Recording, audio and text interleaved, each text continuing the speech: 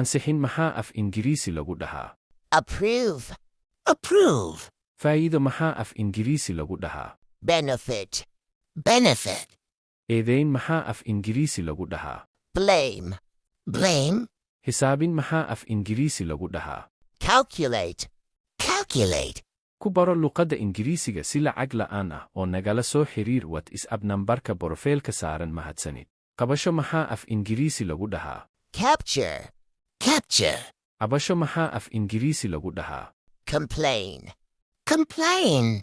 Xaqiijin maxaa af Ingiriisi lagu dhahaa? Confirm. Confirm. Tixgelin maxaa af Ingiriisi lagu dhahaa? Consider. Consider. Xakamayn maxaa af Ingiriisi lagu dhahaa? Control. Control. Difaacid maxaa af Ingiriisi lagu dhahaa? Defend. Defend. Qaybin maxaa af Ingiriisi lagu dhahaa? Divide. Divide. Guuldarro maxaa af Ingiriisi lagu dhahaa? Ku soo qor kommentiga sidoo kale casharka laag saar siina sheer garay mahadsanid.